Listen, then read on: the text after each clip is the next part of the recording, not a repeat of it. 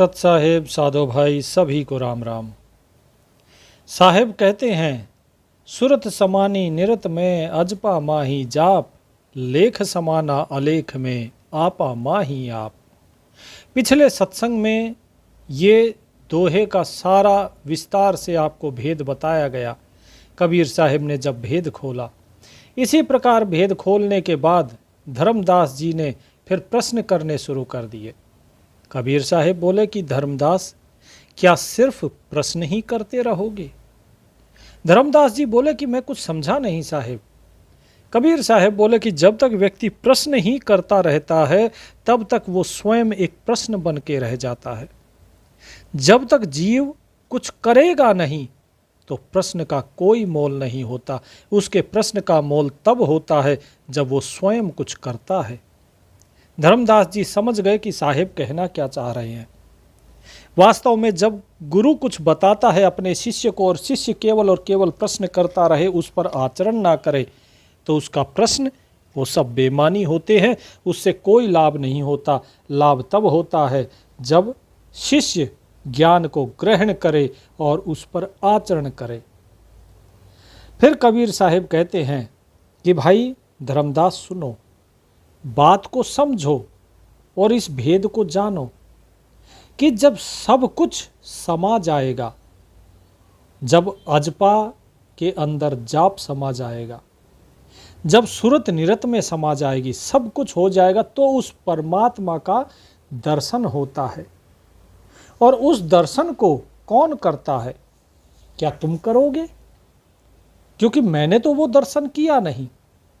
धर्मदास जी ने पूछा कि क्या कह रहे हैं आप साहेब? आप जो जगत को कल्याण का मार्ग बता रहे हैं, आप उसको जानते नहीं, आपने उसका दर्शन नहीं किया।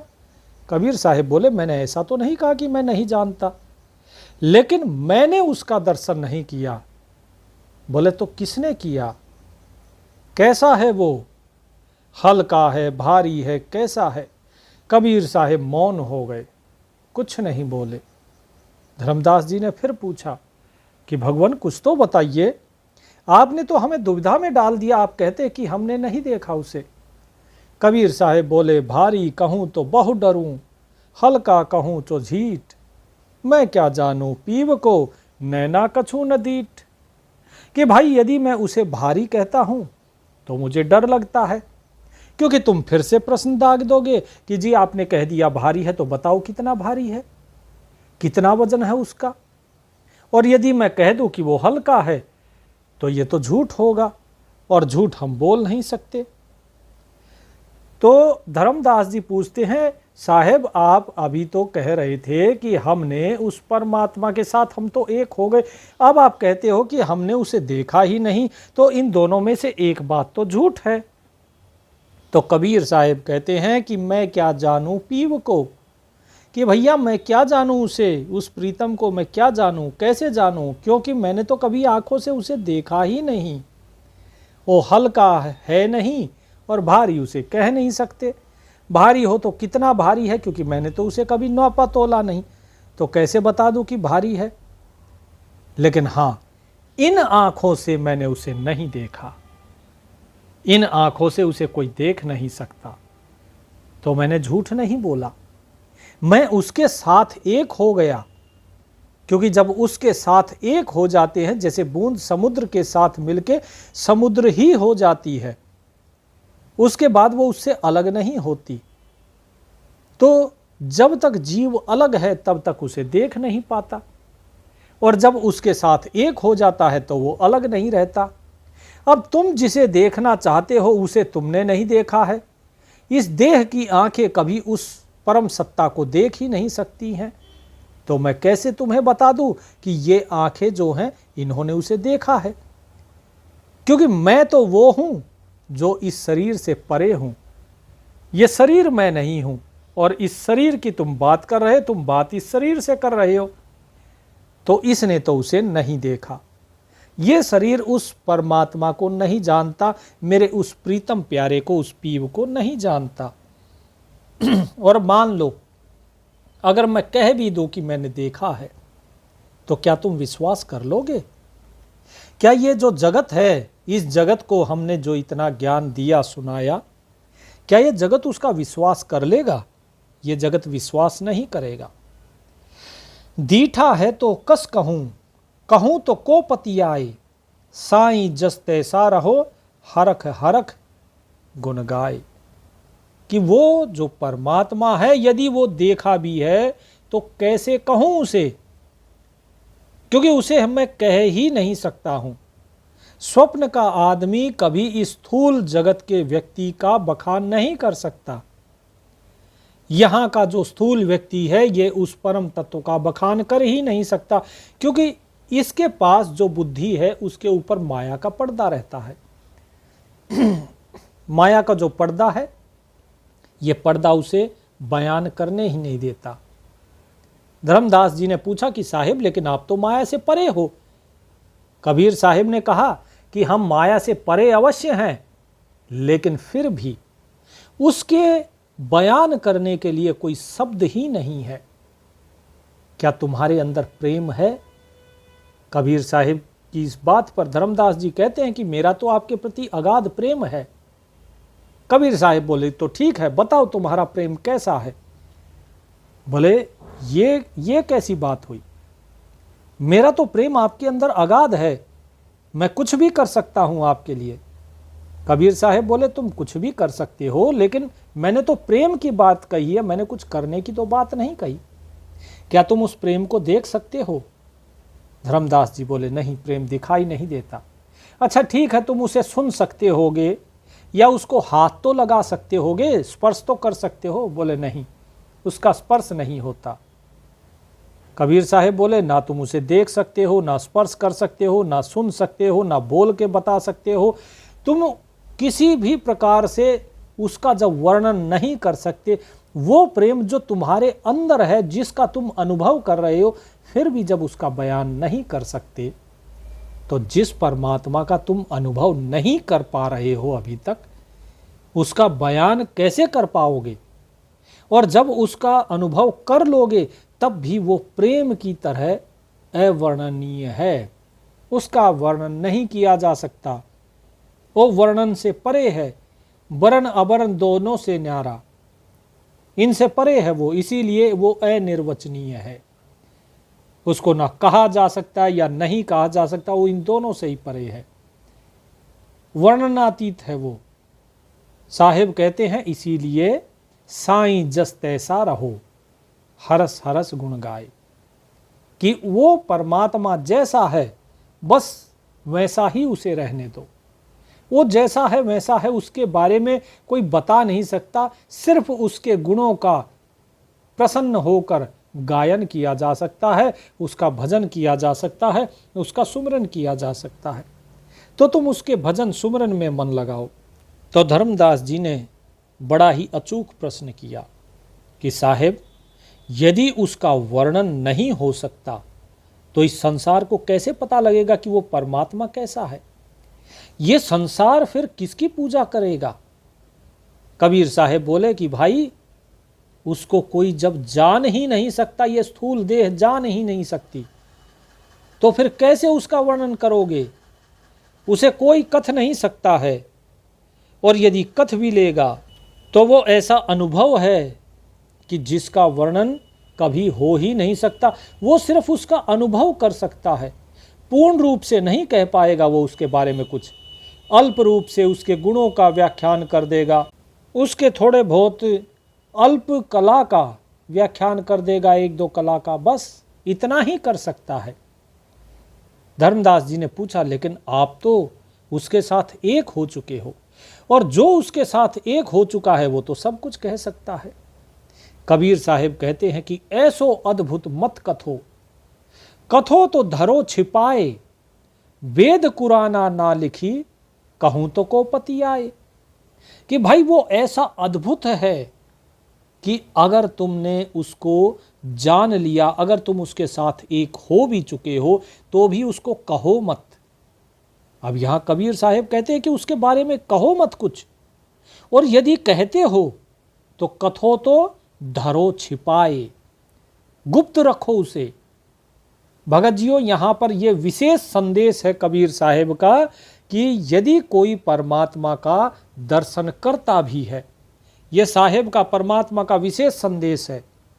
ये क्या होता है ना, अक्सर कि जो भगत होते हैं वो अपने गुरु के अलावा दूसरों से साझा करते हैं। आजकल व्हाट्सएप ग्रुप बने हुए हैं, लोग एक दूसरे के साथ साझा करते हैं कि मेरा क्या अनुभव रहा, मैंने क्या देखा, मैं कहाँ तक पहुँचा, हमने किससे नामदान लिया, हमारा नामदान क्या था। भगत जियों, जब आपके गुरु हों तो आपके गुरु के साथ ये सारी चीज़ें साझा करनी चाहिए और किसी के साथ नहीं। जो आपका मार्गदर्शक हो केवल उसी के साथ ये बातें साझा होनी चाहिए और किसी के साथ ये बातें साझा नहीं होनी चाहिए। आपका जो अनुभव है वो गुप्त होता है, उस अनुभव को आप साझा मत करो किसी के भी साथ, सिवाय आपके मार्गदर्शक या आपके गुरु के, और किसी के साथ नहीं। ये साहिब का यहाँ विशेष संदेश है। और क्या कहा है कि ऐसा अद्भुत मत कथो, कथो तो धरो छिपाए, कि उसके बारे में, उस अनुभव के बारे में, वो अनुभव इतना अद्भुत है कि उसके बारे में कभी कहना नहीं, उसको बोलो मत, और यदि बोलते भी हो तो धरो छिपाए, कि उसको गुप्त रूप से, गुप्त भाव से बोला जाए, उसको छिपा कर रखो ताकि वो केवल अधिकारी को मिले। यदि वो अधिकारी को नहीं मिला तो क्या होगा, तो ज्ञान, उस ज्ञान को प्राप्त करके वो रावण भी बन सकता है, वो कंस भी बन सकता है, वो हिरण्यकश्यप भी बन सकता है। तो इसीलिए इसे छिपा कर रखने के लिए साहिब ने कहा है। और क्या कहा कि वेद कुराना ना लिखी, कहूं तो कोपति आए।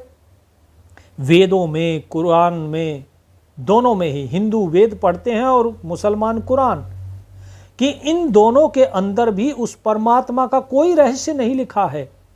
स्पष्ट कहा है साहिब ने, वेद कुराना ना लिखी, कहूं तो कोपति आए। और यदि मैं ये बात कहता भी हूं तो इस पर भरोसा करेगा भी कौन, क्योंकि लोग तो केवल वेद पर भरोसा करते हैं, पुराणों पर, कुरानों पर, शास्त्रों पर, इन्हीं पर तो भरोसा करते हैं।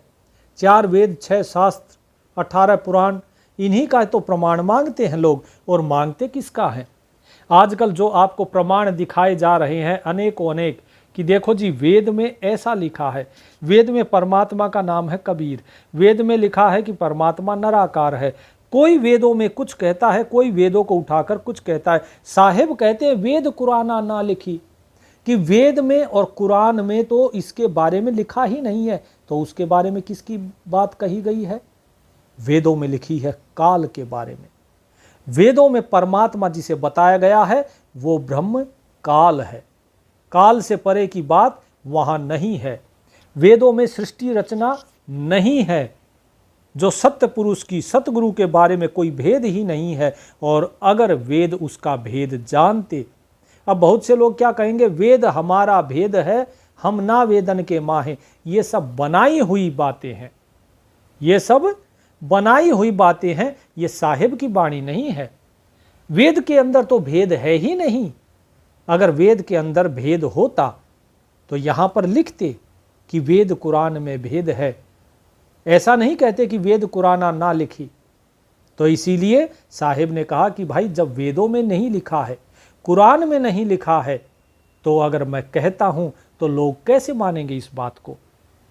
वो मेरी बात पर विश्वास नहीं करेंगे। कहूं तो कोपति आए, अगर कह भी दूंगा तो कौन विश्वास करेगा? तो इसीलिए इस भेद को गुप्त ही रखना, इसे गुप्त ही रहने दो। तो आप सभी को भी इस भेद को गुप्त ही रखना है। फिर साहिब क्या कहते हैं कि जो देखे सो कहे नहीं, कहे सो देखे ना है।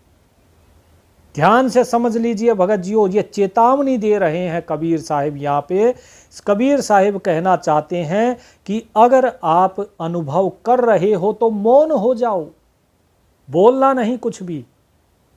जो देखे सो कहे नहीं, कि जो उस परमात्मा को देख लेता है, जो उसके साथ एक होता है, फिर वो कहता नहीं है, वो नहीं बोलता है, वो उसके बारे में कुछ नहीं बताएगा। वो परमात्मा कैसा है, क्या है, वो नहीं बताएगा। और कहे सो देखे ना ही, और जो बोल देता है वो कभी उसे देखता नहीं, वो नहीं देख पाएगा। तो तो यदि कोई भक्त इस रास्ते में चलता है और यदि चलते चलते अगर वो पहुंच भी जाता है ऐसी स्थिति तक और अगर वो बोल देता है दुनिया के सामने, तो उसके बाद वो दोबारा उसे कभी नहीं देख पाएगा। साहिब ये बिल्कुल स्पष्ट कहते हैं, कहे सो देखे नाही। इसीलिए ये दास, ये सेवक आपको बार बार सत्संग के माध्यम से कुछ गुप्त बातें बताते रहते हैं ताकि आपको वो बातें ध्यान में रहें। लेकिन लोग सत्संग को पूरा नहीं देखते तो गुप्त रहस्यों को नहीं जान पाते। इसीलिए हम कहते हैं कि गुप्त बातें गुप्त ही रह जाती हैं, वो केवल अधिकारियों को मिलती है। जिसका पूरा प्रेम होगा, सच्चा भाव होगा, वही सत्संग को पूरा देखेगा और फिर उसे ही वो गुप्त भेद प्राप्त होगा, नहीं तो हर किसी को वो गुप्त भेद प्राप्त नहीं होता है। तो यही चीज साहिब यहाँ पर फिर से बता देते हैं कि जो देखे सो कहे नहीं, कहे सो देखे नाही, सुने सो समझावे नहीं, रसना दृग श्रवण का है। कि उस परमात्मा को जो देखता है वो उसका वर्णन नहीं कर सकता, और यदि किसी ने वर्णन कर दिया तो समझ लो कि उसने उसे देखा नहीं है, और यदि देखने के बाद वर्णन करता है तो वो उसे कभी देख नहीं पाएगा। तो साहिब यहाँ पर यही कहते हैं, और सुने सो समझावे नहीं।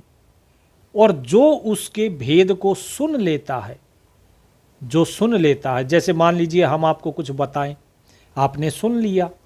अब सुन लिया तो समझ नहीं सकते और ना ही आप दूसरे को समझा सकते हो उस भेद को। ये ऐसा भेद है, आप समझ नहीं पाएंगे और ना ही आप समझा पाएंगे। रसना दृग श्रवण का है, अर्थात ना तो रसना जो है उसको चख सकती है, ना ही उसका स्पर्श कर सकता है, और ना ही कान जो हैं उसे सुन सकते हैं। श्रवण अर्थात उसको सुना भी नहीं जाता है। कैसे सुनेंगे? क्योंकि वो जीभ से तो बोला ही नहीं जा सकता, तो कान कैसे सुनेंगे? तो ये सारी भेद कबीर साहिब ने बताए हैं। ये एक चेतावनी है हर भगत के लिए कि उस अनुभव को हमेशा छुपा के रखना है। अब आगे चलते हैं तो क्या कहते हैं साहिब, जो पकड़े सो चले नहीं, जो पकड़े सो चले नहीं, चले सो पकड़े नाहीं। कहें कबीर यह साखी को अर्थ समझ मन माही। कि भाई इस साखी का अर्थ अपने मन में समझो, बहुत जरूरी है समझना कि जो पकड़े सो चले नहीं, अर्थात जो उस परमात्मा को जान लेता है, उसको पकड़ लेता है, वो चले नहीं, वो चलायमान नहीं होता। चलने का क्या अर्थात है? चलना किसे कहते हैं? जब आप कहीं जाते हैं आते हैं उसे कहते हैं चलना। तो यदि आपने उस परमात्मा को पकड़ लिया, यानी कि आपने उसका अनुभव कर लिया, उस तत्व का, आप अगर उसके साथ एक हो गए तो आपका आना जाना चलना ये खत्म हो जाएगा। इसका मतलब है कि आना जाना किसे कहते हैं? आवागमन, उसे कहते हैं आना जाना, जन्म मृत्यु का आवागमन। इस संसार चक्र में चलना ये आपका समाप्त हो जाएगा, जन्म मृत्यु से परे हो जाओगे। और चले सो पकड़े नाही, और जो इस चलन में है यानी इस आवागमन में जो लगा हुआ है, तो समझ लो कि उसने पकड़ा नहीं है। जो इस संसार की जन्म मृत्यु के चक्र में है, तो इसका मतलब वो परमात्मा के साथ एक नहीं हुआ है। समझ रहे हैं? परमात्मा के साथ एक होने वाला व्यक्ति इस जन्म मरण के चक्र से छूट जाता है। उसे न जन्म का कोई हर्ष होता है, न मृत्यु का भय होता है, वो इससे परे हो जाता है। वो क्या करता है? कबीर साहिब कहते हैं, जिस मरने से जग डरे मेरे मन आनंद, मरने ही से पाइए पूर्ण परमानंद। कि भाई जिस मरने से ये सारा जगत डर रहा है, मेरे अंदर तो आनंद है उस मरने के लिए। क्यों आनंद है? क्योंकि इस स्थूल शरीर से परे अनुभव कर चुके हैं कबीर साहिब उसका। जो उसका अनुभव कर चुका है वो जानता है कि मैं वो हूँ, मैं ये नहीं, ये शरीर मैं नहीं, मैं तो वो हूँ। और इस शरीर के छूटते ही मेरे सारे दुख दूर हो जाएंगे। इस शरीर के जितने विकार हैं, रोग हैं, व्याधि हैं, जो जरा है, मृत्यु है, ये सब कुछ खत्म, और मैं अपने स्वरूप के अंदर फिर से वैसा का वैसा, अर्थात अभी मैं सीमित हूं, सीमित से असीम हो जाऊंगा। और तब कि मरने ही से पाइए पूर्ण परमानंद। इस शरीर में आनंद नहीं है, इस शरीर में क्षणिक सुख है, दुख नहीं है तो उसे ही सुख कह दिया जाता है। लेकिन परम आनंद की प्राप्ति तब होती है जब इस बंधन से अलग हो जाते हैं। तो यही चीज साहिब समझाना चाहते हैं कि भाई जो इस जन्म मरण के चक्र में चल रहा है, उसने उस साहिब को पकड़ा नहीं, बात को पकड़ा नहीं, अनुभव किया नहीं, और जिसने अनुभव किया वो इस आवागमन से मुक्त हो जाता है, वो फिर आवागमन में नहीं रहता। कहें कबीर या साखी को अर्थ समझ मन माही। कबीर साहिब कहते इस साखी को अपने मन में धारण कर लो, इसका अर्थ अच्छे से अपने मन में समझ कर चलिए। अब आप उम्मीद करते हैं साहिब की जो वाणी है साधो भाई, ये आप गहन रूप से अपने हृदय में उतार रहे होंगे।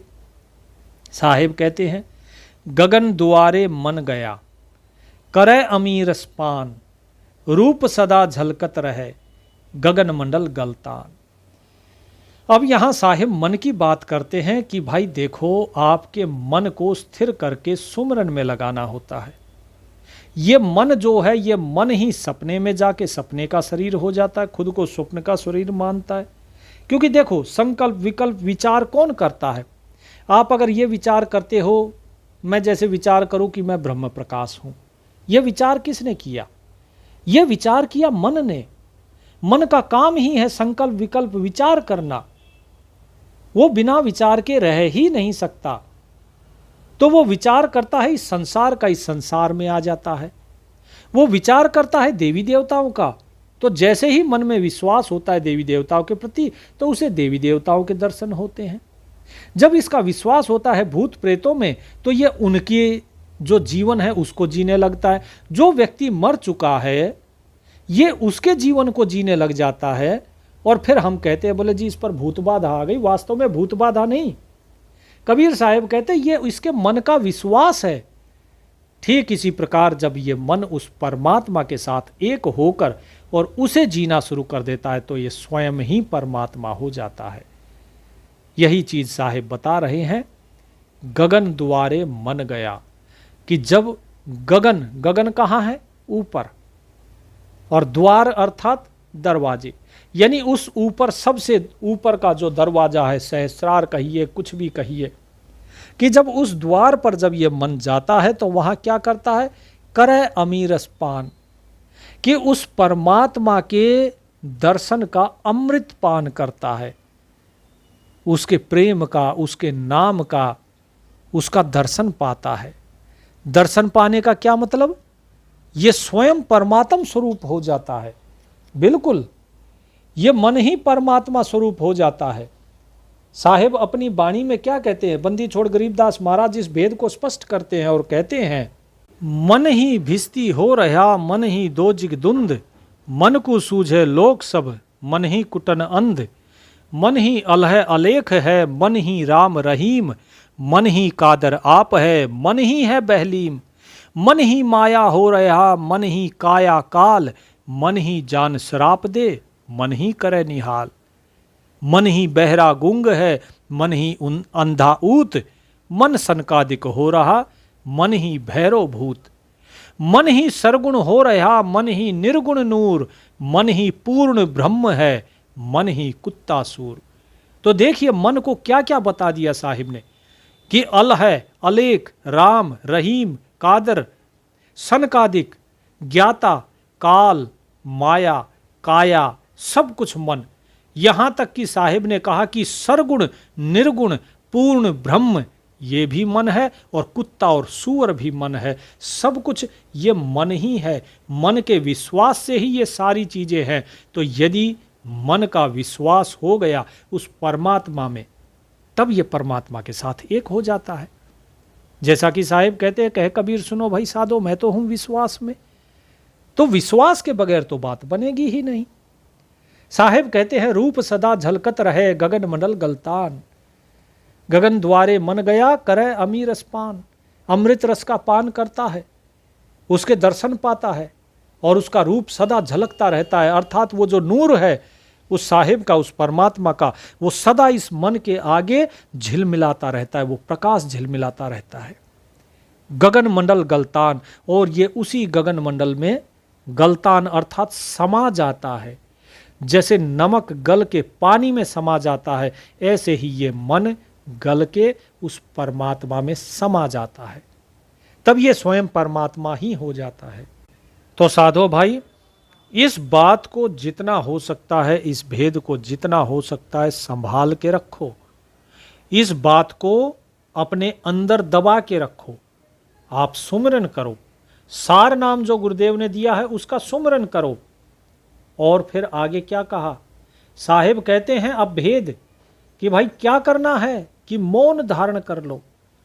जान बूझ जड़ होय रहे, बल तज निर्बल होए, कहें कबीर वा दास को, गंज सके नहीं कोई।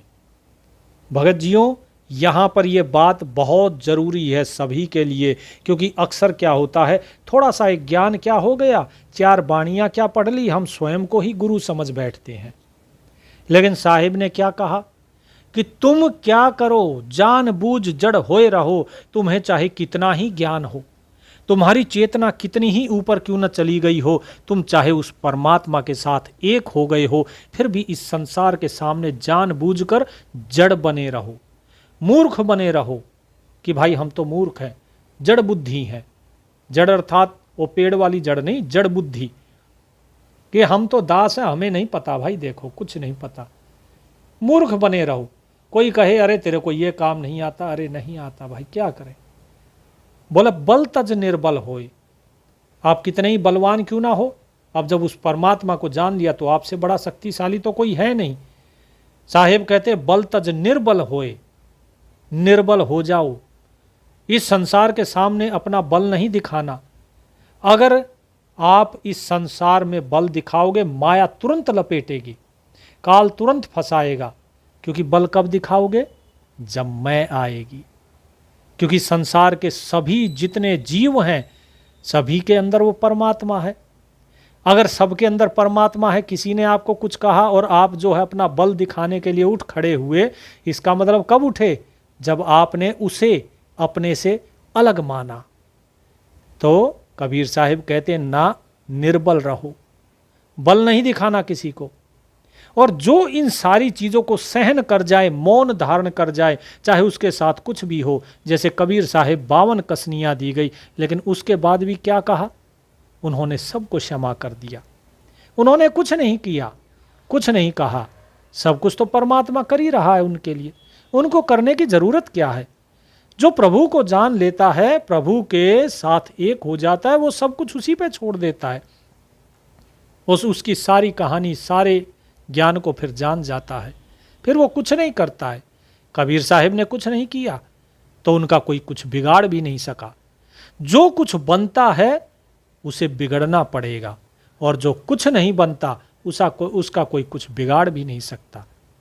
हिंदू बनोगे तो मुसलमान और बाकियों के दुश्मन हो जाओगे, मुसलमान बनोगे तो हिंदू सिख इनके दुश्मन हो जाओगे, औरों के दुश्मन हो जाओगे। शिया बनोगे तो सुन्नियों के दुश्मन हो जाओगे, सुन्नी बनोगे तो शियाओं के दुश्मन हो जाओगे। साहिब कहते हैं कुछ बनना ही नहीं, कुछ नहीं बनो, मनुष्य बनाया है, मनुष्य ही बने रहो। उस परमात्मा के बंदे हो तो उसी के बंदे बने रहो, कुछ बोलना नहीं किसी से। कबीर साहिब कहते हैं कहें कबीर वा दास को, गंज सके नहीं कोई, कि ऐसे दास का कोई बाल भी बांका नहीं कर सकता, कोई बाल बांका नहीं कर सकता। और यदि बोले तो क्या कहा साहिब ने कि वाद विवादे विष घना, बोले बहुत उपाध, मौन गहे सबकी सहे, सुमरे नाम अगाध। कि यदि तुम बोले, वाद विवाद हुआ तो उसमें बहुत ज़्यादा विष होता है। वाद विवाद में विष इतना होता है कि धीरे धीरे आपके ऊपर उपाधियां लदती चली जाएंगी। बोले बहुत उपाध, उपाधियां क्या, क्यों बोलोगे आप, क्यों वाद विवाद करोगे? सबसे पहले तो स्वयं को बड़ा बनाने के लिए। दूसरे से स्वयं को श्रेष्ठ समझने के लिए। तीसरा है कि दूसरे के ऊपर अपना ज्ञान थोपने के लिए। चौथा है कि स्वयं को दूसरे से अलग समझ रहे हो, और यही तो है द्वैत। और यहीं पर काल धर लेता है, दबा लेता है, दबोच लेता है, और फंस गए माया में। इतना सारा ज्ञान जो भी कुछ आपने किया वो सब का सब पानी में बह गया, मिट्टी में मिल गया। इसीलिए साहिब ने कहा, मौन गहे सबकी सहे, सुमरे नाम अगाध। केवल सुमरन करते रहो उस अगाध का, उस परमात्मा का। मौन ग्रहण करके रखो और सबकी सहो। कोई भी कुछ भी करता रहे, सहते रहो। ये सहना ही बड़ी चीज है। तुरंत जवाब देना ये तो दुनिया का काम है, ये संसार का काम है, और सहन करना संतों का काम है। मीराबाई को विष का प्याला दिया कि लो प्रभु का प्रसाद है। किसी ने कहा नहीं मीरा मत पीना, ये विष है। मीरा ने कहा चाहे ये विष हो या अमृत हो, मेरे लिए प्रभु का चरणामृत है तो इसे तो मैं पीऊंगी ही, आगे मेरा मालिक जाने। और जो वहाँ पर बैठे हुए थे धर्मगुरु, उनको कहा कि ये मीरा तुम्हें अपनी मृत्यु के अपराध से मुक्त करती है, और उस जहर के प्याले को पी गई। क्या हुआ? कुछ भी नहीं हुआ। इसी प्रकार जो प्रहलाद भक्त थे, प्रहलाद भक्त के साथ देखिए क्या क्या हुआ। उन्होंने सारी यातनाएं सही, लेकिन उनका भी बाल बांका नहीं हुआ। ना ही कबीर साहिब का कोई बाल बांका कर पाया। कोई भी संत महात्मा हो, कोई भी भक्त हो, जो एक बार प्रभु के अधीन हो गया, उसका फिर कोई कुछ नहीं कर सकता है। जिसने खुद को परमात्मा के अधीन कर दिया, देखिए देवताओं ने कितनी परीक्षा ली राजा हरिश्चंद्र की। उनके बीवी बच्चे तक बिक गए, उनके बच्चे को जो है सांप ने काट लिया, और अंत में क्या हुआ? अंत में सब कुछ उन्हें वापस मिला। ये परीक्षाएं तो होती हैं। इन परीक्षाओं में कौन डूबता है और कौन पार होता है, ये तो आपके पुरुषार्थ पे निर्भर करता है कि आपका विश्वास कितना खरा है या आपका विश्वास में खोट है। तो कबीर साहिब यही कहते हैं कि भाई सुमरे नाम अगाध। अगर उस परमात्मा की सुमरन कर रहे हो तो सबकी सहो, सबकी सुनो और मौन रहो। अगर मौन नहीं रह सकते हो और बोल दिया तो फिर बात गड़बड़ा जाएगी। ये मौन बहुत बड़ी चीज़ है। इसीलिए ये दास आपको बार बार कहता है, भगत जी मौन रहो, मौन रहो। जितना बोलोगे कि जी हमारा तो ऐसे होता है वैसे होता है, जितना बोलोगे उतना ही आप अपने आप को दलदल में फंसाते चले जाओगे, उतना ही गुरुजी के लिए भी आपको निकालना मुश्किल हो जाएगा। इसीलिए मौन रहना सीखिए। जब आदमी बोलता है तो उसके अंदर का ज्ञान खत्म होना शुरू हो जाता है। ये दास भी अगर बोल रहा है तो गुरु की आज्ञा से बोल रहा है, क्योंकि ये सारी चीज़ गुरु जी की आज्ञा है कि भाई ये सारा जो वाणी है, जो भेद है, ये सब कुछ आप तक पहुंचानी है। नहीं तो मैं तो कब का बंद कर चुका होता। ये हमें तो ये चीज़ें इतना समय बर्बाद करना ज़रूरी नहीं है, लेकिन परमात्मा का आदेश है, परमात्मा के लिए और परमात्मा का ही ज्ञान का प्रचार हो रहा है। इसीलिए जब दास परमात्मा का है तो इसीलिए परमात्मा के ज्ञान का प्रचार प्रसार कर रहे हैं। तो उम्मीद करते हैं कि बात आपको समझ आई होगी। जो भेद है वो समझ आया होगा कि देखता कोई नहीं, देखते सिर्फ आप ही हो। जिसने बोल दिया, जिसने संसार के सामने प्रकट कर दिया, वो फिर दोबारा उसे नहीं देख पाएगा। इस भेद को याद रखना, जो देखे सो कहे नहीं और कहे सो देखे ना ही। अर्थात जो परमात्मा के बारे में कहता है ना, अरे मैंने परमात्मा को देखा, परमात्मा ऐसा था, वहाँ पर ऐसा सतलोक था, वहाँ ऐसी चीज़ थी, वैसी चीज़ थी, समझ लो उसने नहीं देखा है। और जो देख लेता है वो उसके बारे में कभी कुछ नहीं कहता। साहिब अगर वाणी में वर्णन करके गए हैं तो क्या कहा? साहिब ने कहा ऐसा अद्भुत मत कथो, कथो तो धरो छिपाए, कि छिपा कर धरो। अगर कहना भी है तो छिपा कर कहो। तो बंदी छोड़ गरीबदास महाराज ने सतलोक का सारा वर्णन किया, लेकिन वो सारा गुप्त भेद से वर्णन किया है। उन्होंने जितना वर्णन किया है सतलोक कैसा है, सतलोक में क्या है क्या नहीं, उस सब का भाव कुछ और ही है, उसका भेद कुछ और ही है। अगर ये कहते हैं कि रत्न जड़े हुए मनुष्य हैं वहाँ पे, तो इसका मतलब ही कुछ और है, इसका भेद ही कुछ और है। क्योंकि मनुष्य कैसे हो सकता है वहाँ? मनुष्य तो ये हाड़ चाम का शरीर है, इसको कहा जाता है, हाड़ चाम का शरीर वहाँ नहीं है। तो साधो भाई, इस भेद को समझो, ये संतों की वाणी है, इसीलिए इसे कहा गया है सूक्ष्म वेद। इसकी बातें समझनी बड़ी ही सूक्ष्म है, बड़ा सूक्ष्म ज्ञान है, ये सबके बस की बात नहीं। इसीलिए जिस अधम दास पर वो परमात्मा कृपा कर दे, वही केवल इस वाणी को समझ सकता है, वही समझा सकता है।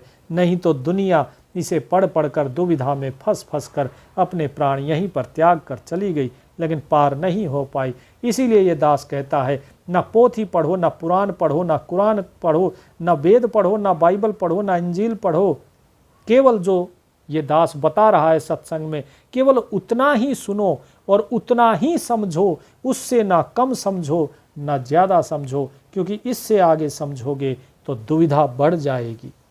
हाँ, लेकिन सत्संग में जो बताया है हमने, उसमें यदि कोई प्रश्न है तो अवश्य प्रश्न पूछना चाहिए। जो ज्ञान दिया है, जो गुरु जी ने नाम दिया, उस नाम सुमरन में कोई बाधा है तो अवश्य प्रश्न पूछना चाहिए। लेकिन ये सारी चीज़ें अहंकार में नहीं पूछनी चाहिए। अन्यथा लोग तो यही करते हैं कि भाई अहंकार में आके कि हाँ भाई हमें इतना ज्ञान है, जरा देखे तो सही इसमें कितना ज्ञान है। हम उनके सामने मूर्ख बन जाते हैं कि हाँ भाई हमें तो नहीं पता है। अब एक ने, किसी ने, भगत जी ने पूछ लिया कि सूरत कहाँ रहती है, सूरत का स्वरूप क्या है। हमने उनको कह दिया सूरत का कोई स्वरूप नहीं। वो बोले कि नहीं सूरत का स्वरूप होता है। हम समझ गए कि ये भी कहीं से जो है पूछ पाछ के और आए हैं, तो अब ये हमें चेक कर रहे हैं। तो हम नतमस्तक हो गए कि भाई हम कुछ नहीं जानते, हम तो मूर्ख हैं, बस ऐसे ही सुनी सुनाई बातें कर देते हैं और क्या कहें। तो जितने ज्ञानी हैं उनके सामने हम मूर्ख रहते हैं। हाँ, जो बिल्कुल खाली घड़ा होकर आता है उसको हम पूरा ज्ञान से जितना हो सकते हैं गुरुदेव की कृपा से, जितना गुरुजी की उन पर कृपा बरसती है उतना उन्हें भर दिया जाता है। बाकी आगे उनकी स्वयं की मेहनत और जैसी प्रभु की इच्छा। विधि का विधान जान हानि लाभ सहिए, जाहि विधि राखे राम, ताही विधि रहिए। जैसे परमात्मा रखे वैसे ही रहो। और याद रखो, जो तकदीर है, जो किस्मत है, इसकी बड़ी खूबसूरत आदत है क्या कि समय आने पर यह बदलती ज़रूर है। इसीलिए सुमरन कीजिए और सब्र रखिए, आपका टाइम भी आएगा, आप भी मुक्ति पाओगे। बस साहिब पर विश्वास रखिए। बोलिए सतगुरुदेव की जय। सत साहिब।